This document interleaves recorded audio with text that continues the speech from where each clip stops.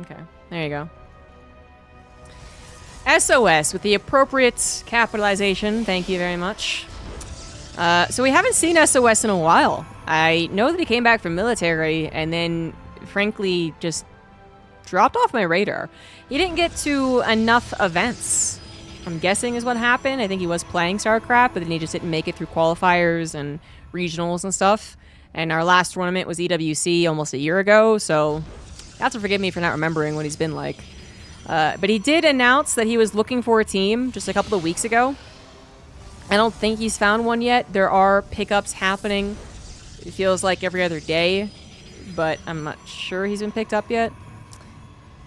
He is a good choice, and if he does get to GSL, if he wins this qualifier, then it would be a good indication of his potential, because that's what SOS is all about. His potential is limitless. His potential is double BlizzCon champion, multiple GSL winner, IEM winner. He's a lot of things. But that did come with a lot of valleys. There's peaks and valleys, for sure. You'd peak, and then you'd go directly into a valley and lose out in the round of 32 GSL. So I think he'd be the same player, it's just that his peaks and valleys wouldn't be as big, or his peaks wouldn't be as big at the very least. So I don't think he's a player who can come in and win EWC. That would have been the case 7-8 years ago, sure, but not anymore. But I do think that he's a player who could get the GSL, who could get to the round of 4 of GSL. Maybe there's a chance he could win GSL. It's not as stacked of a tournament as it used to be. So there's the maybe. There's where I kind of draw the line, though. I think he could possibly win GSL, and I mean, if he does, then I guess that I'd have to reevaluate at that time. But I don't think he would do particularly well in EWC.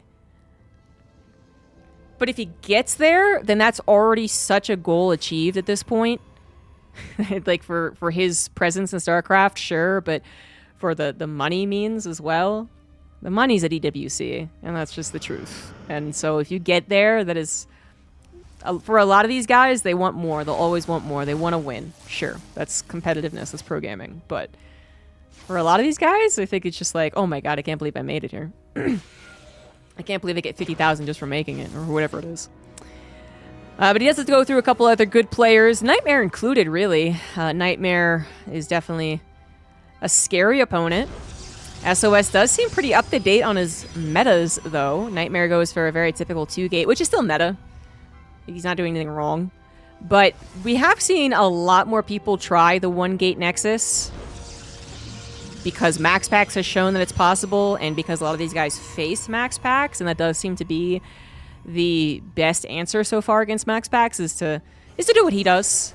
The time of trying to all-in him seems to be over, so they just do what he does, which is the 1-gate expand. So whatever reason there is, SOS is doing something I would say is newer. And if he knows how to do it, it will put him in a pretty good position. He is ahead by a couple of workers. He did get a Stargates, and now actually getting a Robo. Huh. A Robo. Okay. Nightmare, obviously seeing all this happen. He wasn't that far behind in his own Nexus, by the way. It really wasn't that bad. I think he just didn't go for, 4 or 6 units before grabbing it, which would have been safe, but completely unnecessary. So it wasn't too bad on the economy, but then he did just lose another probe. Oh my god, he lost 7 probes there. I am such a bad commentator without that pop-up, swear to god. 7 probes go down, a deft goes down. The Oracle does die. But I still don't see a shield battery. And there is a second Oracle.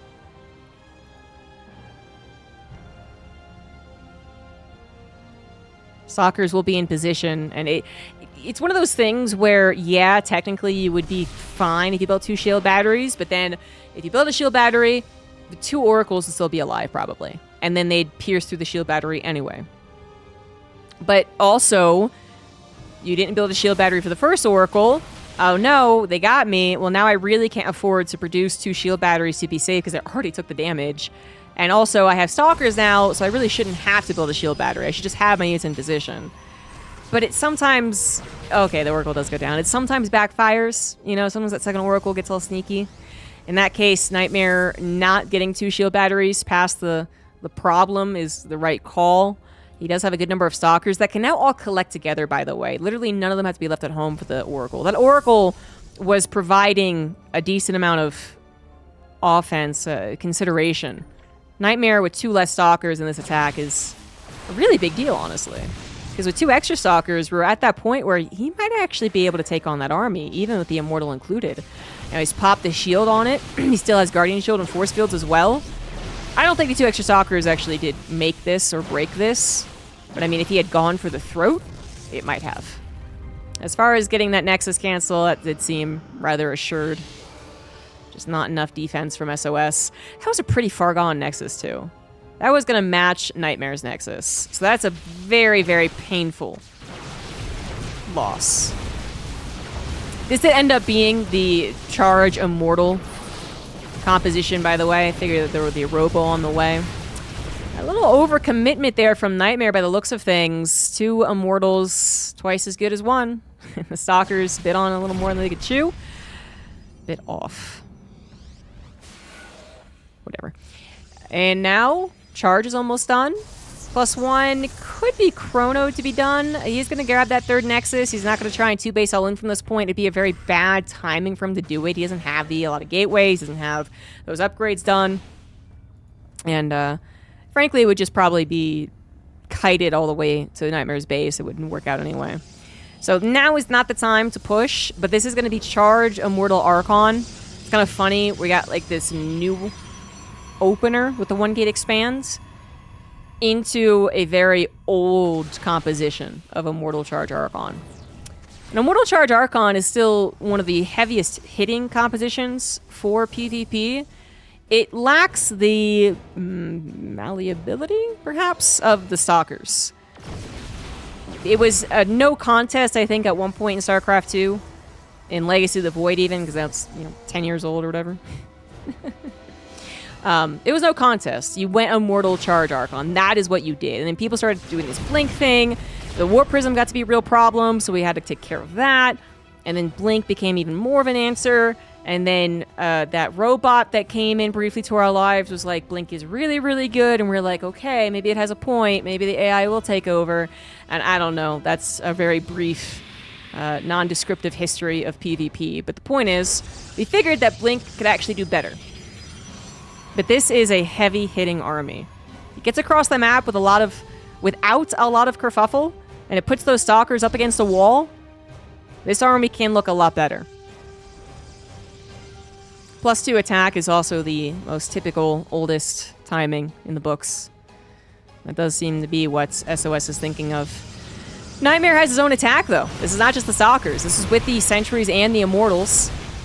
And my god, busting through this army is so difficult. And you're not supposed to take a one-on-one fight. You stand still, I stand still. Not Nightmare, anyway. You're supposed to chip away. So he is the one that has to be active here. Kind of low in the Zealot count right now for SOS, although the Archons and the Immortals are tanky. You do not want to give them the opportunity to focus fire either one of those units. So many Immortals, oh my god. Templar Archives now on the way for Nightmare. You kind of have to match their energy at some point. You do want your own couple of Immortals. You do want your own charge lots for sure. And you do want your own Archons to take care of what can be an overwhelming number of Zealots from the Immortal Archon player. But the Stalkers are the big difference here, and the Stalker Micro, that's what's got to happen. Already taken down one Immortal, hoping to continue popping the shields of the other Immortals to ease the upcoming battle. The shield battery's on the way. Warp Prism for the Micro is available. Nightmare has a chance, but one thing has been desperately missing from his game, and I don't know if he forgot it. I think initially it might have been on purpose not to get a Forge, but you've been on 3 base, full saturation for quite some time, and he never once got a Forge. He's 0 versus +2. That is, I think, the biggest issue. The 15 supply difference, maybe the shield batteries and the Micro make up for that, but a 15 supply difference plus 2 upgrades, I don't know, man. And you've run out of room to really micro your Stalkers. This was not a true battle. Nightmare had maybe 15 seconds to think he was surviving, but he wasn't killing anything either. And SOS just steamrolls the guy. GG. Yeah, that was not close. Mr. Chaz, thank you for the $10. CG casting GSL, be still my beating hearts. You know, it's the one thing I never got to do in my career. I mean, I didn't cast an MLG either, technically, but that's okay. It's the one thing I really wanted, and I didn't do in my career. But the replays will be good enough.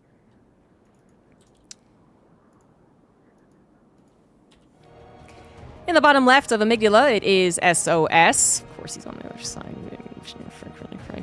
And in the top right, we do have Nightmare.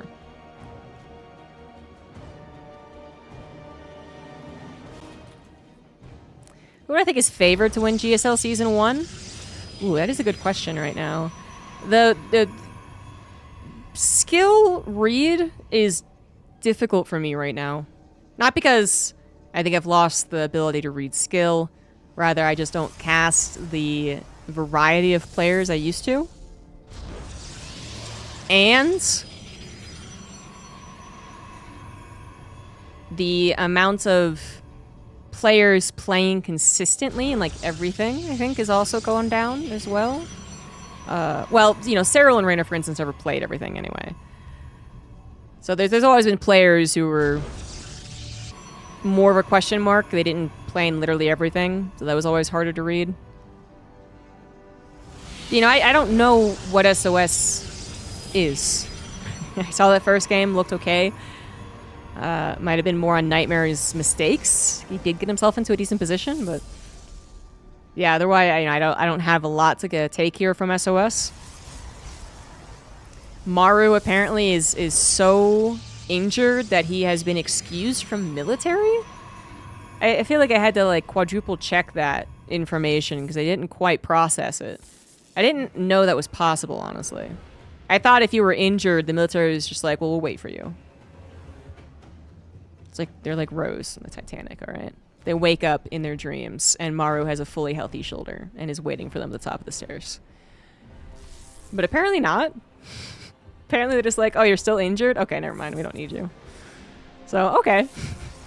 But that doesn't mean he's injured. So, is he still as good as he was? I don't know.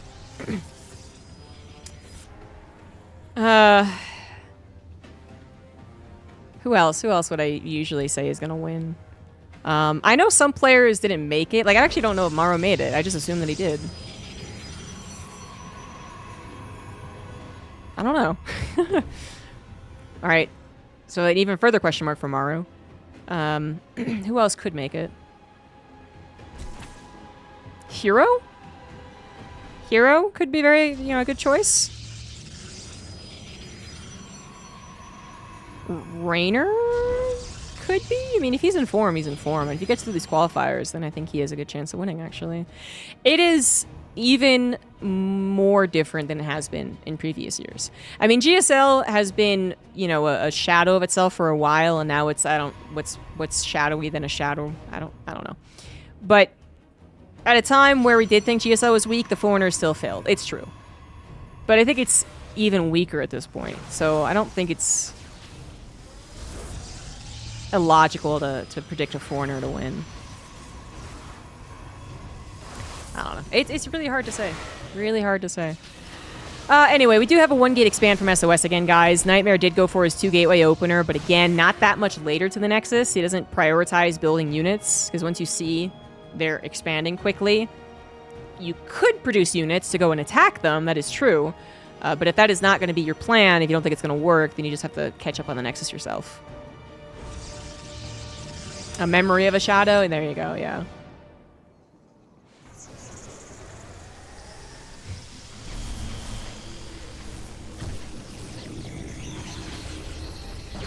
Oracle from SOS.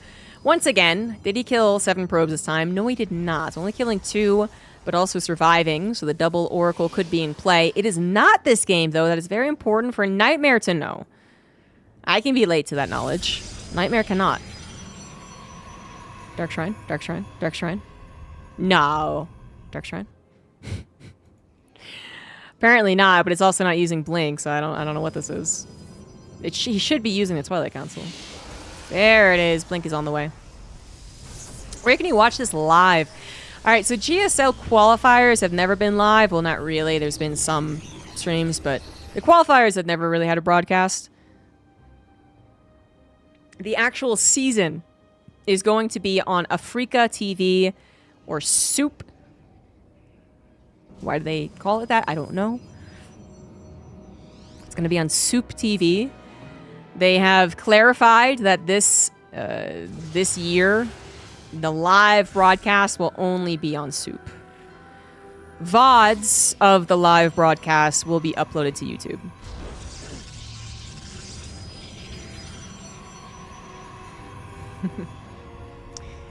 Their next is coming down real quick here for SOS. I'm not sure that's too different from last game, though. Big difference is the charge. But the Nexus was canceled for SOS, and that did seem like a pretty big blow. He recovered, apparently flawlessly. Hallucination from Nightmare is going to see a decent number of stalkers, so... It's all a Twilight Council. You still would have been concerned if he was going to go for charge again in Immortals, but you didn't see a Robo, so that would have lessened the chances of that. Could have maybe just missed it, of course, but he sees the stalkers, and at that point you can definitely put 2 and 2 together. They are going for Blink.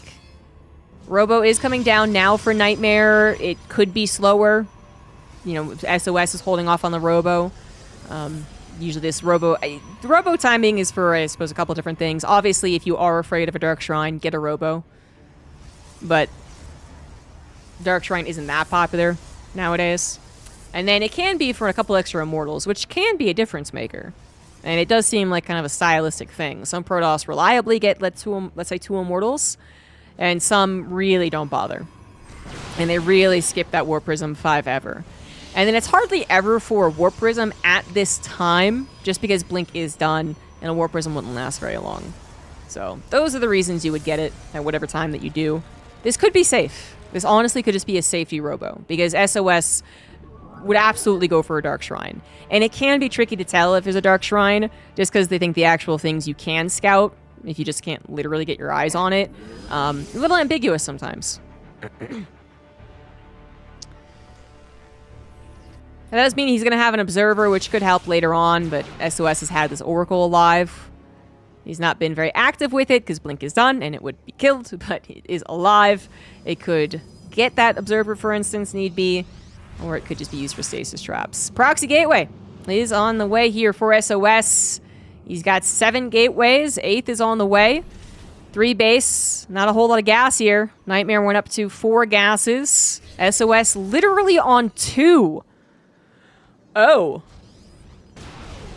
Well, this is very dedicated. No technology. That Forge was basically a fake. Clever boy. Archon goes down immediately. Shield battery is already out of energy. And the Zealots are getting plenty of shot on those poor Stalkers trapped up against the Vespian Geyser. These Stalkers forced to flee.